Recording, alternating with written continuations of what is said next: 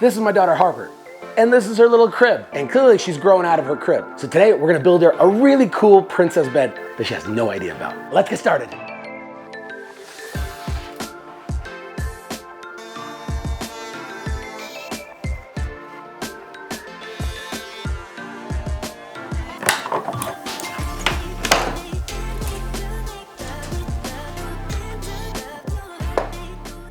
Well, I just learned that 10-foot boards are not exactly 10 feet tall. I gotta trim this one a little bit.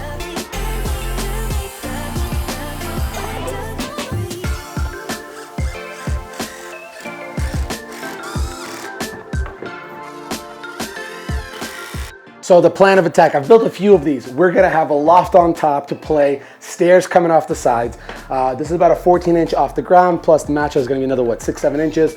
Perfect for a little girl to climb in, comfortable, big girl bed. This is gonna be arched over, and so will this. The bed will go this way, which is, you know, not the best, they're usually fitted, but this is like what Irene calls a reverse loft.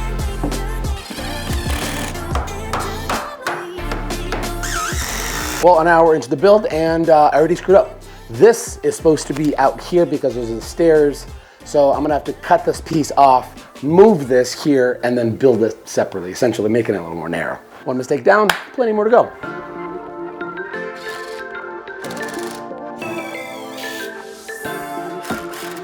We got our basic structure here. So what I need to do now is create a platform to go out that we'll build out for the mattress. I'm literally just like winging this. I didn't even make any plans.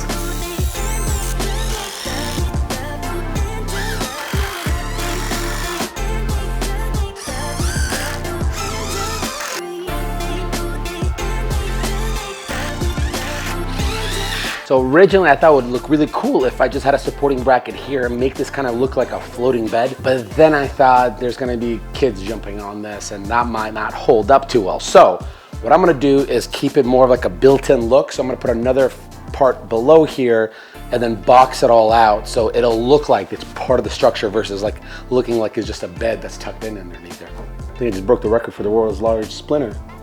Well, it doesn't look that big now. Trust me, it was huge, it was like this long.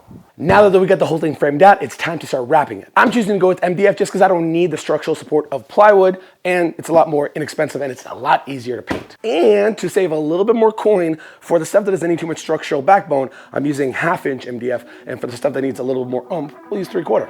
Let's slice.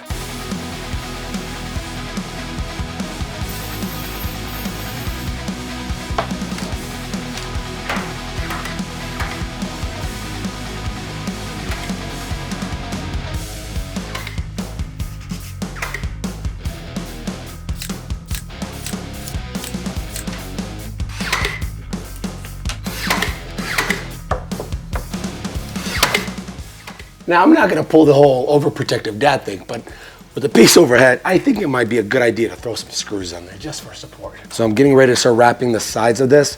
I am gonna put cleats down here, so I'll have to account whatever this height plus another 3/4. But I also needed to go a little bit higher too, maybe an inch, so that the mattress doesn't get pushed off.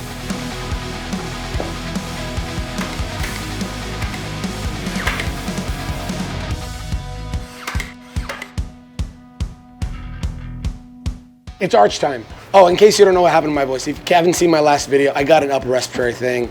It's annoying. I feel like I was like a rock concert. But when it comes to actually doing the arch, we have our center part here that we need to be beautiful radius. So put a screw down the middle here, wrap string around it, create a loop for the pencil to drag with, and from where we start to all the way around, it's gonna give us one perfect cut. Well, one perfect tracing at least. Then we'll cut it.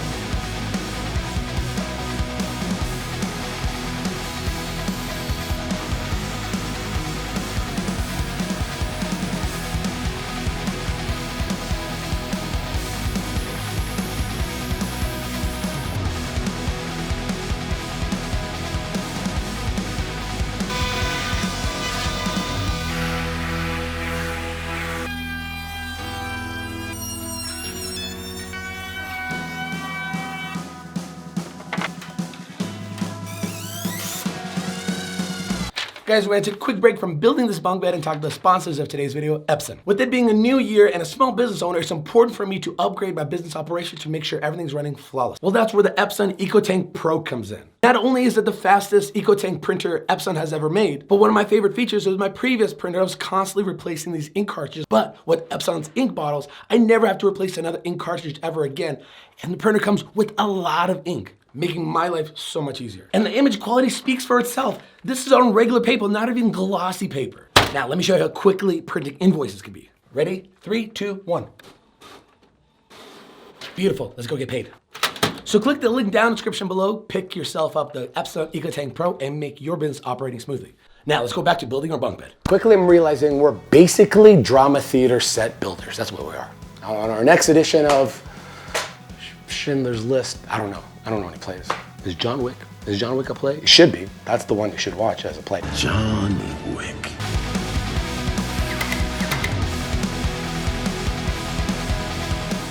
What say we start figuring out how to actually create some stairs so the kiddo can go up top. So on the previous bunk bed that I've built, see here, that has stairs, I decided to frame out the whole thing with 2x4s, and that was a lot harder than it should be because you can't keep it consistent. So I think what I'm gonna do is I'm gonna cut my sheet of MDF down, stack them together like a sandwich, and then measure out all my risers for them. That way it'll be completely perfect mirror image of each other.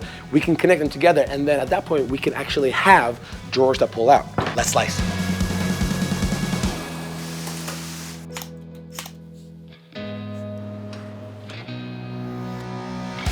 I'm trying to use this online staircase calculator and it's not working for some reason. Maybe I'm just dumb. But regardless, this has to be the maximum drop off because the ledge is 63, which gives them about 12 inches to get down to the first step. So I have to consider this to be the first step and then work my way out. It's like doing long division and you're hungry and the car's on fire. We'll figure it out. Got a solution. 12 risers, 10 across, all the way up. The last one's gonna be about 12 inches, or the last one's gonna be about 2 inches over, and then they'll give us another 16 for them to climb in. It should work. Not a perfect solution, but it'll be too much expensive to get another sheet and just make it even longer. Besides, I don't want the staircase to be super long. Let's go.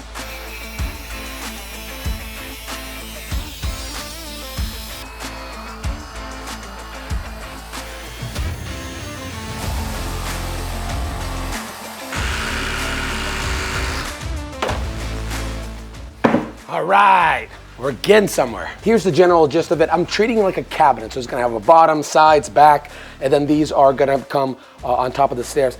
Gonna pocket all these together, sandwich the sucker together, and then we'll be able to start working on the steps and the cabinet, drawers, and all that fun stuff, but lots of pocket holes.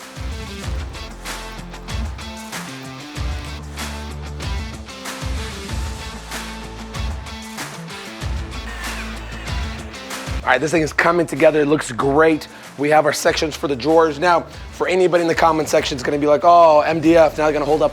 It's gonna be perfectly strong. Besides, all the strength is gonna come from these stringers. So I'm gonna have stair treads on top, solid wood, so it's gonna distribute the weight there. And this is basically one giant cabinet. Here's our next hurdle. Stairs are going in here.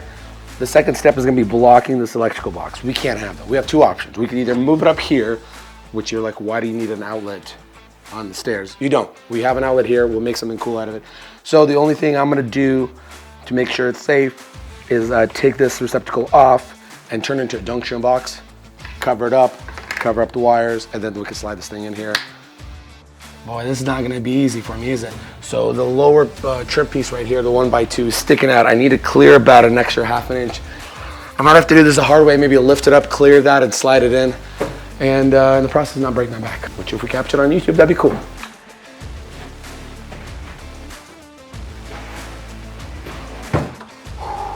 Stupid trim piece. Okay. Think.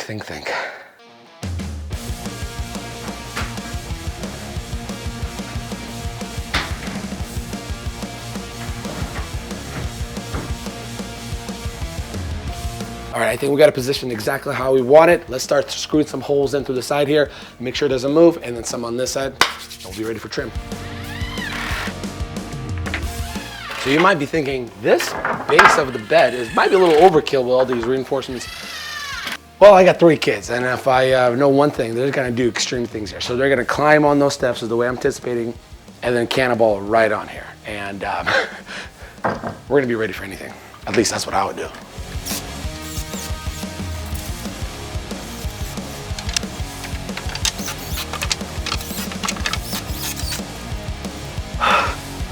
Oh, this is nice. Okay, this time I actually do have to go get face frames for this, trim everything out. Well, let's do face frames, then we'll do drawers, then we'll trim.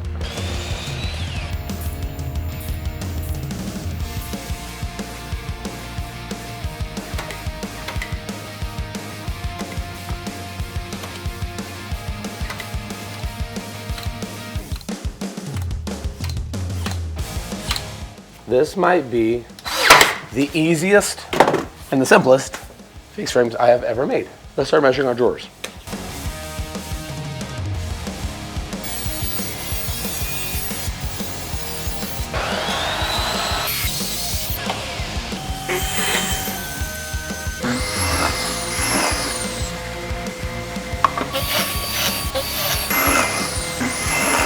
$1 million question, do we edge band all the edges, or before we assemble them, do we round them over real quick and just keep it simple?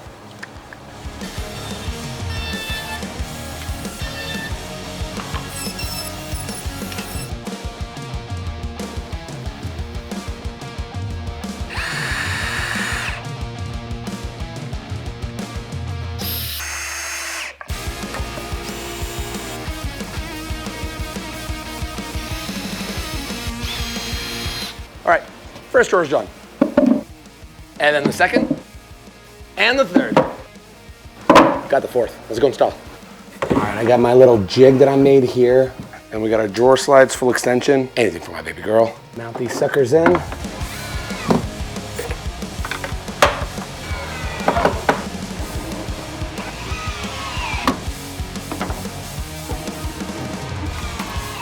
What the heck? I got some kind of dud. All the ball bearings are out of this one.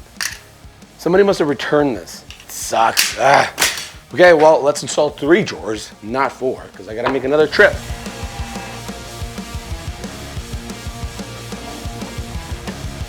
That's slick.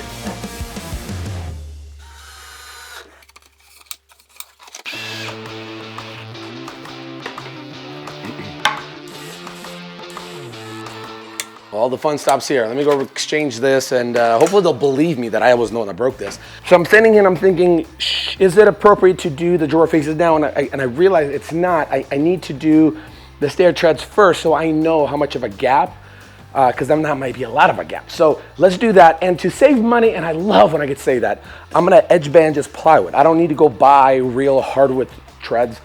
Again, kids' room should be easy. They weigh like a pound.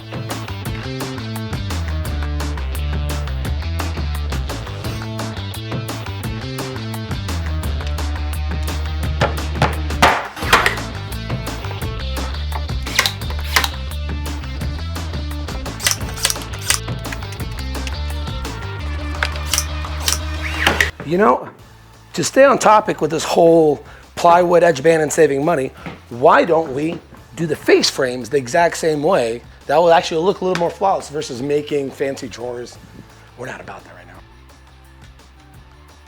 These drawer faces came out great. They're about to go on. I'm just finding the middle so I know where to attach the drawer pulls. And I'm doing that now because knowing when to attach the drawer pulls also helps you install them because it temporarily holds them so you can secure them in the back. Taking ahead. Line it in, got our hole, put a set screw in. This will hold it in place, gently pull it out. Add an extra clamp for insurance, and then secure from the back. Don't do that. Take this out, drill the pilot hole all the way through, and now we can put our drawer pulls. And then rinse and repeat. Oh, it's so slick. It passes all the trim pieces. And if you're wondering, and I bet you somebody's gonna notice this, they're like, how are you gonna get the rug out of this thing? Well, this thing has enough flex that we could slide it out. Now, how comfortable are you getting one underneath there? Less likely, very less likely.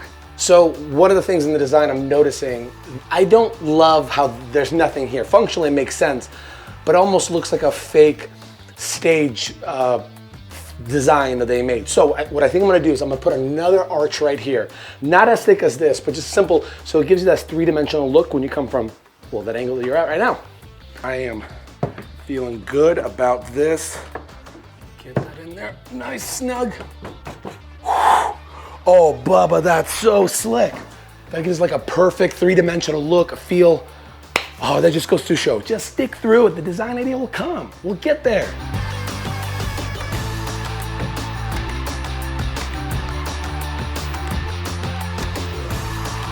For this little border here, I'm making an overlap about 1/2 inch on the inside and maybe like an 1/8 inch on the outside, just to give it a little more depth. That way it'll kind of pop for us. Might be a smarter move if I put some glue in here first. That way those miters will be tight.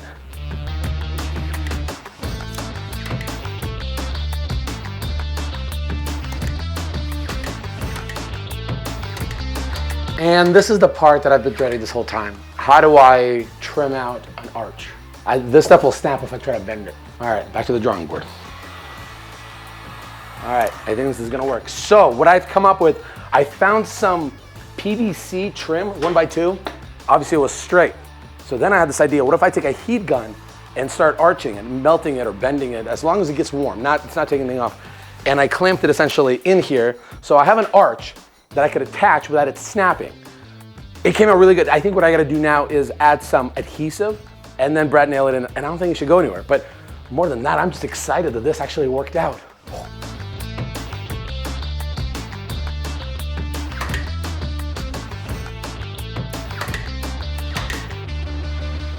Oh shoot, that snapped.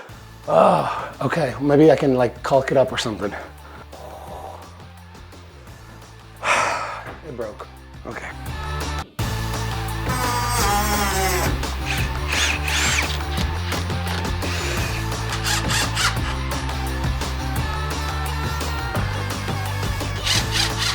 I don't know how, but we pulled it off. And this is actually not bad, but man, we overcame our demons. Next up, we got electrical. Here's the issue. This is an eyesore. Nobody wants this right over their head. So the solution that Irene and I came up with is we're gonna have one giant headboard here, like what are they called? Tuft? I don't know upholstery. So the headboard's gonna be all cushioned here. We can't have it be covering the outlet, so this is gonna be a junction box. We'll cover that up. We'll shoot power up here, relocating that outlet right there. Then we're gonna continue this power to put a sconce light right there, because who doesn't like sconces? Is it Wisconsin? Scones? There's gonna be a light there. That light is gonna have a switch here. So I'm drawing out my pattern here. I'm gonna use my oscillating tool, create my channel to have the least amount of headaches of tinkering with drywall. And the fun thing about it, that'll be all shiplap, so I don't have to do like fine finishing touches with drywall.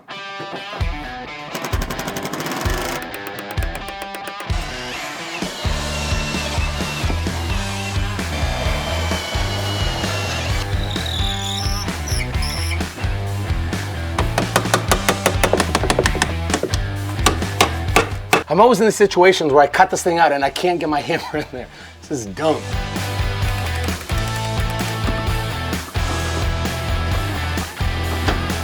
Feeding cable, man. It's like pulling teeth. Ah, victory.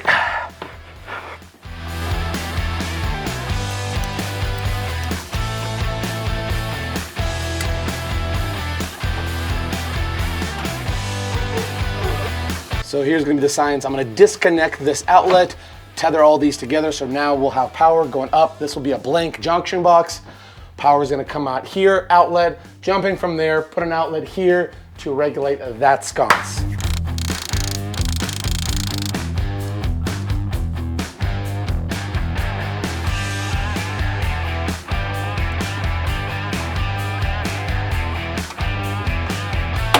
No more outlet. All right, let's see if I remember how to hook up a switch. So you have the hot cable on top, hot cable on the bottom of the switch, the single pole switch. Then we're gonna connect to the common together. When I was learning to do this, I accidentally kept frying all my outlets and breakers. And then I finally learned how to do it the right way. Thanks, YouTube. And then we do a piggyback with the ground.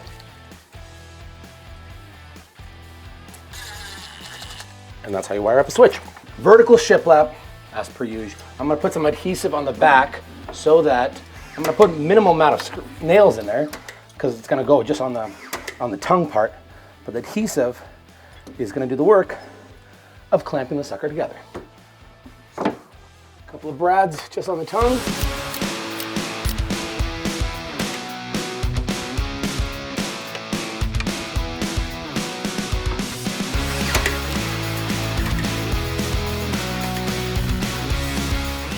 All right, that's the last of the trim and the shiplap. The next thing we need to solve is getting some guardrail. So here's what I'm thinking for the guardrail. I'm gonna do these vertical little slats. It's gonna be about 16 inches tall, about yay big, but to give it more of a three-dimensional look, these are gonna be flat, and the middle, we'll call them stiles, I don't know terminology in railings, are gonna go this way. Well, no, actually, they're gonna go this way. That'll give us the dimension. Because I'm gonna secure this with glue and screws, I don't want the screw to snap this. It's poplar, it's a little bit more dense. So pre-drill a pilot hole, put a screw in with glue, should be really strong. Oh shoot, it broke. Maybe I could still save it by putting this on that'd be the bottom piece and that'll be the top. Damn.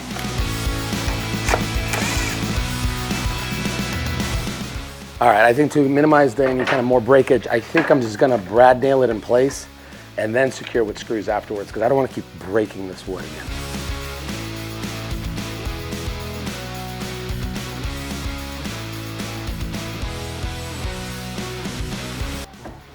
Look at that, perfect fit. Definitely didn't make any mistakes before.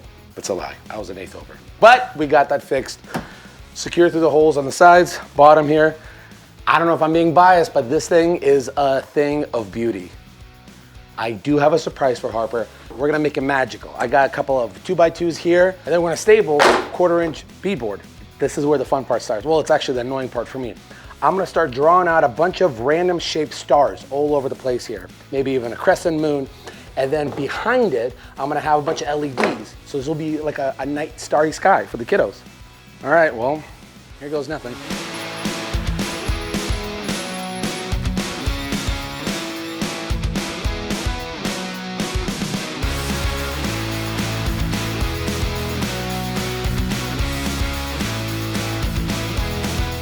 They don't look like stars. They kind of look like little dandelions. But there's a little discovery that I learned. When I flip it over, we actually have a better rendition of a star. I'm gonna disconnect the nails from this, flip it over, and then maybe use a sharp utility knife and try to clean them up as much as I can. They don't have to be perfect, because stars aren't perfect when you look at them anyways, but this will actually resemble the star the best. Ladies and gentlemen, check this out. This came out way better than I thought it would. And the little trick was I'd used a little knife to clean them up. But what really helped is, like, when you see a little bit of hair sticking out like that, I used my little torch lighter and lightly burned them off. So you can see a little bit of tarring there. And that made them crisp. So now that this is done and the LED lights are in, what we need to do now is start caulking, sanding, priming, painting, prime and paint this. Therefore, I can then install that after. All right, we're ready to prime. Got my HVLP sprayer, diluted the primer a little bit. You want to prime because when it's raw wood like that, it will start absorbing the paint like a sponge. And not only will you waste a lot of paint, but it won't be the strongest bond. So that's fine.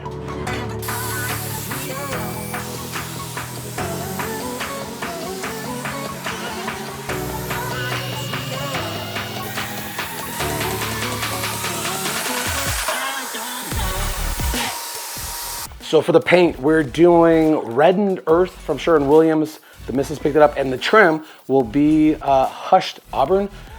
It's gonna be a lot of masking off because the railing is gonna be a completely different color. I'm positive it's gonna look great. So got everything mixed up using a fine finishing sprayer so that we have a little bit more control. But the nice thing is the base, so even if we cover the trim, it's perfectly fine.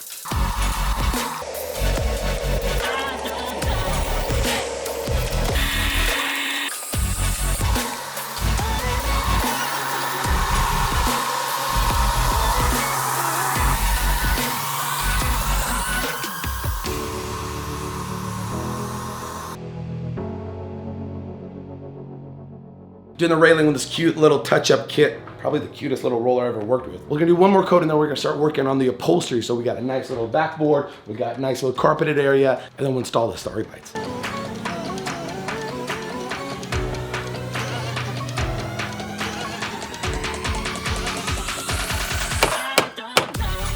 This looks so incredible. I wish I had something like this when I was a kid. What I got next is I got 1/2 inch round over that's gonna sit and hug it like that. Therefore, this whole entire section is gonna rest on top of it. So we're doing vertical tuft headboard. The missus found some instructions for me. We got our material here. We're gonna put our batting down. So this keeps the material, I think, from moving and getting all knotted up or something. Put our foam cushioning there, lay that there, and then we're gonna staple everything to the back.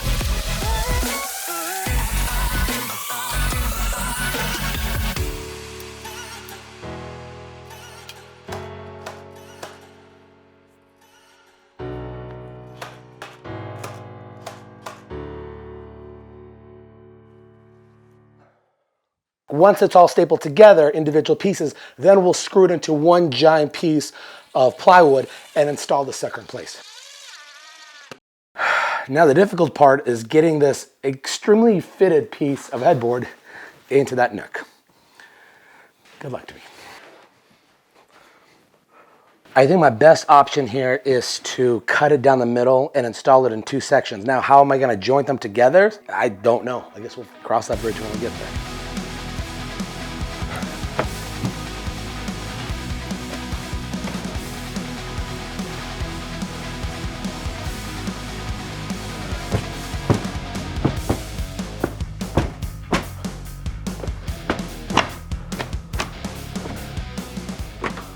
And a nice, easy installation just like that. Anybody can do it. I will say how tight the installation is here. I'm not concerned about securing it at all to the back, because if it was that hard getting it in there, there's no way it's coming out. Now, I gotta do the next one. Do a cushion down below here, same wrap style, except not tuft. Throw some curtains on, do the finishing touches with the lights and everything. I'll show you guys this big reveal.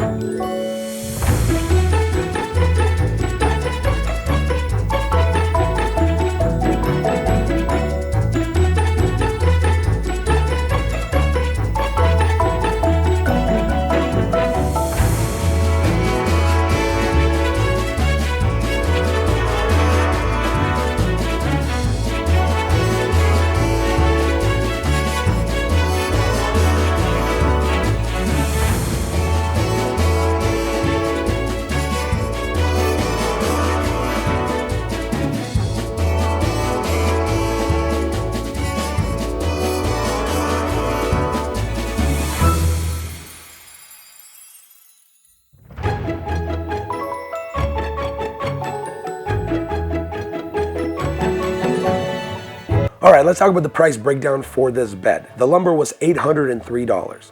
The electrical was $62. For all the shiplap, it was $112. The headboard and all the supplies was $220. The drawer slides were $68. The paint and all the supplies for the paint was $196. And the nails and all the screws was only $24, making this grand total possible for $1,485. Hey, thanks so much for watching this video. Here's another video that you think might enjoy.